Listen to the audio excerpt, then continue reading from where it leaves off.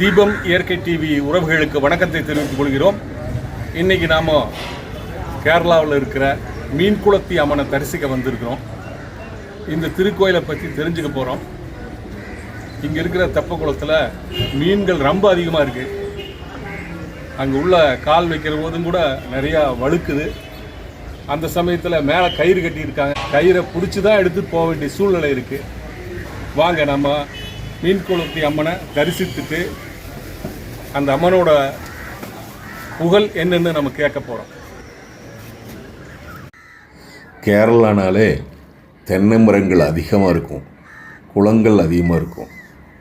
அருமையாக இருக்குது பாருங்கள் பார்க்குறதுக்கே.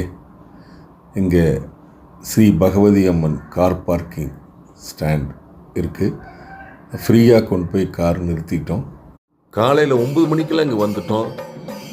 பக்கத்தில் ஒரு 3 கிலோமீட்டரில் திரைப்படம் ஒன்று பூஜை போடுறாங்க. அந்த பூஜைக்காக வந்தோம். அப்படியே சாமி தரிசனம் பண்ணலாம் வந்துட்டோம். ஆஹா, ஓம் நம பார்வதேபதே ஹரஹர மகாதேவா. மீன்குளத்தி அம்மன் முன்னாடி அழகாக 2 மீன் வச்சு உள்ளே நுழையிறத அழகாக பண்ணியிருந்தாங்க. இது வித்தியாசமாக பார்க்குறதுக்கு அம்மன் திருக்கோயில். கேரள முறைப்படி சுதை வேலையெல்லாம் பண்ணியிருந்தாங்க. நிறையா பக்தர்கள் வந்து அனுதினம் தரிசனம் பண்ணிட்டு போவாங்க. இன்றைக்கி கொஞ்சம் கூட்டம் குறைவாக இருக்குதுன்னு சொல்லி சொன்னாங்க இங்கே இருந்தவங்க. நாங்களும் தரிசனம் பண்ணுறதுக்குள்ளே போனோம். ஏன்னா சீக்கிரமாக பட பூஜைக்கு போகணுங்கிறதுக்காக. உள்ளே போகிறப்போ ஒவ்வொருத்தரும் சுத்தமாக கால் கழுவிட்டு போகிறதுக்கான ஏற்பாடு பண்ணி அங்கே கீழே ஒரு படிமாறு இருக்கிற இடத்துல தண்ணி போயிட்டே இருக்குது. ஒவ்வொருத்தரும் அந்த இதில் கழுவிட்டு போகிறாங்க பாருங்கள். காக்காய் தண்ணி குடிக்குது பாருங்கள்.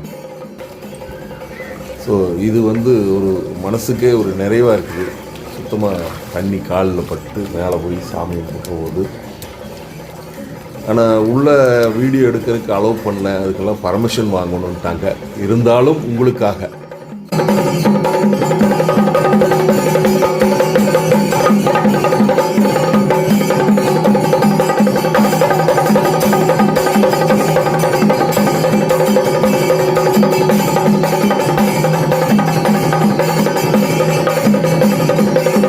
போற்றி போற்றி மீன்குளத்தி தாயே போற்றி, பகவதி அம்மாவே போற்றி, மீன்குளத்தி அம்மாவே போற்றி போற்றி. அருமையான நல்ல தரிசனம். அது முடிஞ்சோன்னே இந்த புது வேளாங்கிற திரைப்பட ஷூட்டிங் நடக்கிற இடத்துக்கு இங்கே வந்தோம். இங்கே தான் இயற்கை சூழ்ந்த இடத்துல இயற்கை சம்பந்தமான ரிசார்ட்டும் கட்ட போகிறாங்க. இந்த தோட்டத்துக்காரர்கிட்ட பகவதி அம்மன் கோயிலை பற்றி கேட்டு தெரிஞ்சுக்கலாம் வாங்க. சார் வணக்கம். வணக்கம். உங்கள் பேர்? கிரீசன். கிரீசன். இப்போது மீன்குளத்தி அம்மன் கோயிலுக்கு வந்து காலையில் சாமி கும்பிட்டு வந்தோம். ஓகே. அந்த கோயிலில் மீன்குளத்தி அம்மனை பற்றி உங்களுக்கு தெரிஞ்சது நீங்கள் கொஞ்சம் சொல்லுங்கள். ஓகே. மீன்குளத்தி தாய் வந்து கரெக்டாக மதுரை மீனாட்சி தானுங்க. ஓ அப்படியா? மீன்குளத்தின்னு பேர் வர்றதுக்கே காரணம் மதுரை பாண்டியரோட கொடி சின்னத்தில் மீன் சின்னம் இருக்குது. ஓ, அவர் வச்ச தாய் தான், கடவுள் தான் மதுரை மீனாட்சி. மதுரை மீனாட்சி தாய் தான் மீன்குளத்தி அம்மன். அந்த கோயிலில் என்ன விசேஷமாக இருக்குங்க? விசேஷம் முடிஞ்சுதுங்க. கரெக்டாக வந்து ஒரு ஏப்ரலில் அந்த பிப்ரவரி மாதத்தில் வந்து நீங்கள் கதகளின்னு அப்படி சொல்லி 10 நாள் நல்லா நோம்பி இருக்குது. ஓ, அதோட மதுரைனாலே நம்மளுக்கு ஞாபகம் வர்றது வந்து விவசாயம் சார்ந்த தொழிலும். நம்ம கடவுள் வந்து அதுக்கு சேர்ந்த கடவுளுங்க. ஓ, நீங்கள் விவசாயம் பண்ணுற மாதிரி இருந்தாலும் ஒரு விவசாயத்தில் நம்ம கடவுள், நம்ம தாயை வந்து நீங்கள் ஒரு பார்ட்னராக வச்சு வீட்டில் ஃபோட்டோ வச்சு நம்ம விவசாயம் பண்ணும்போது அதிலிருந்து ஒரு விகிதம் தாய்க்கு அப்படின்னு சொல்லி விவசாயம் பண்ணால் விவசாயம் யோகோன்னு வந்துடும். அதே மாதிரி நீங்கள் எந்த பிஸ்னஸ் பண்ணுற மாதிரி இருந்தாலும் சரி, அந்த பிஸ்னஸில் நம்ம தாயோட ஃபோட்டோ வச்சு நீங்கள் ஒரு சின்ன இது, என் தாயும் கூட நானும் கூட பிஸ்னஸ் பண்ணுறேன், தாயை நம்மளோட சேர்த்தி நம்மளோட பக்கத்தில் நிற்க வேண்டியது, தாயை பயப்பட வேண்டியது இல்லை, நம்மளோட பக்கத்தை வைக்க வேண்டியதான். தாயை சேர்த்தி நாம் பிஸ்னஸ் பண்ணால் பிஸ்னஸ் கிட்டத்தட்ட ஒரு பிஸ்னஸ் தாய் இல்லைன்னா விவசாய தாய் அப்படின்னு வேணாலும் நமக்கு சொல்லிக்கலாம். அந்த மாதிரி அங்கே மீன் குளத்துல நிறையா மீன் இருக்குது, நான் அதனால மீன் குளத்தி அம்மன்னு நான் நினச்சிட்டேன். இல்லைங்க, மதுரை பாண்டியரோட கொடி சின்னமே மீன் குளத்து. ஏன் பல்லசேனான்னு பேர் வர்றதுக்கே ஒரு காரணம் வந்து பல்லவ சேனா எங்கள் ஊரில் வந்து தம்படிச்சிருக்குது. ஓ முதல்ல சரி. அப்படின்னா வடநாட்டிலேருந்து இங்கே யுத்தத்துக்கு போருக்கு தொடமெடுத்து வரும்போது நம்ம கொல்லங்கோடு ராஜா வந்து பல்லவர்கிட்ட இது கேட்டாங்க, உதவி கேட்டிருக்காங்க.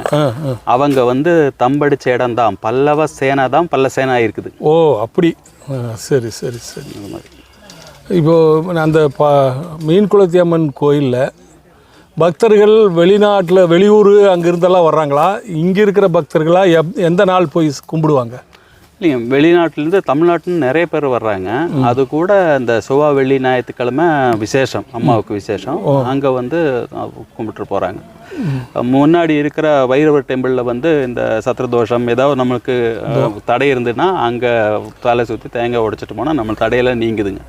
ஓ அப்படி. ஆமாம், நம்ம பிஸ்னஸில் ஒரு பார்ட்னராக வச்சோன்னா பிஸ்னஸ் ஏகோன்னு வந்துடும். ஓ இது காலையில் எத்தனை மணிக்கு கோயில் திறந்தது? காலையில் செவ்வாய் வெள்ளிக்கிழமையெல்லாம் கிட்டத்தட்ட ஒரு 5:30 மணிக்கெல்லாம் கோவில் நடந்து ஒரு 11 மணி வரை இருக்கும். இல்லாத பட்சம் ஒரு 10 மணிக்கு. கூட்டம் இருந்தால் இன்னும் 1 மணி வரைக்கும் இருப்பாங்க. சாயந்தரம் வந்து எல்லா ദിവസവും செவ்வாய் வெள்ளியில் வந்து 4:30 திறந்துருவாங்க. இல்லாத பக்கம் 6 மணிக்கு கோவில் நடத்துவாங்க. ரொம்ப நன்றிங்க. நன்றி, வணக்கம். ஓம் நமச்சிவாய படம் சிறப்பாக வெற்றியடைய வாழ்த்துகிறோம். இப்போது மலையாள திரைப்படம் பூஜை முடிஞ்சு ஃபஸ்ட்டு ஷாட் வைக்கிறாங்க. இந்த பூஜையையும் இந்த ஷாட்டுகளையும் நாம் அடுத்த வீடியோவில் பார்க்க போகிறோம். ஒரு படத்துக்கு முதல் ஷாட்டுங்கிறது ரொம்ப முக்கியம். இறைவனை நினச்சி நல்ல விதமாக இந்த படம் எடுக்கணும், அது திரைக்கு வந்து மக்களிடத்தில் வரவேற்பு படணும், வெற்றி அடையணும்னு நினைப்பாங்க. இவர் தான் சந்திரகுமார் இயக்குனர். மலையாள படம் 100க்கும் மேற்பட்ட படங்களை இயக்கியவர். அவர் நடிக்கிறதுல விரும்ப மாட்டார், ஆனால் இந்த படத்தில் அவர் முக்கிய வேடத்தில் நடிக்கிறாருங்க. அவரே சொல்லுவார், அவர்கிட்ட பேட்டி எடுத்திருக்கிறோம். இந்த ஃபர்ஸ்ட் ஷாட் மட்டும் இந்த வீடியோவில் நீங்கள் பாருங்கள். ஒரு ஷாட் வைக்கிறதுனா பல விதங்களை யோசித்து கையாண்டு அதுக்கப்புறம் தான் எடுக்க முடியும். அதைத்தான் இப்போ பண்ணுறாங்க, நீங்களே பாருங்கள். ഒരു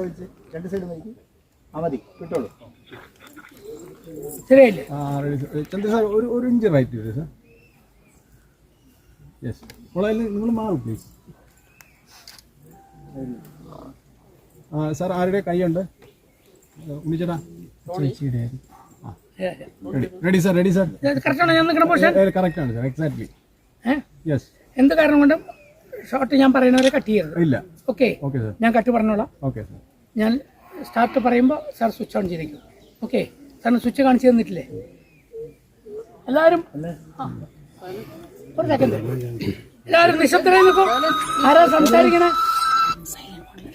എനിക്ക് സംശയം സംസാരിക്കുന്ന ശ്രീകുട്ടി അമ്മയാണോ എന്നാണ്. ആണോ? അതെ, കറക്റ്റാണ് എൻ്റെ കാൽക്കുലേഷൻ, തെറ്റില്ല. Yes.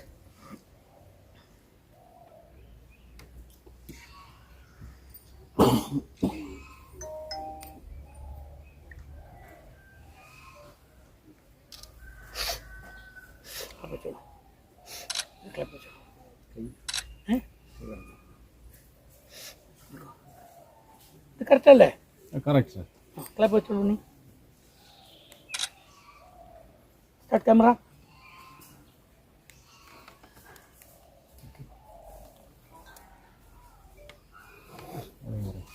Rolling sir. Clap.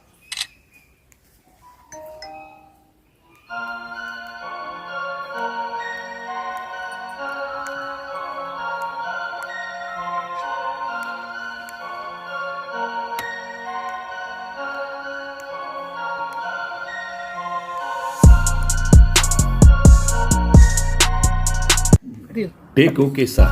First shot சூப்பராக வந்திருக்கு சார். கேமரா முரளி கிருஷ்ணா. திரைக்கதை, வசனம், இயக்கம், முக்கிய கதாபாத்திரத்திலே சந்திரகுமார். படம் வெற்றியடைய தீபம் இயற்கை டிவி சார்பாக வாழ்த்துகிறோம்.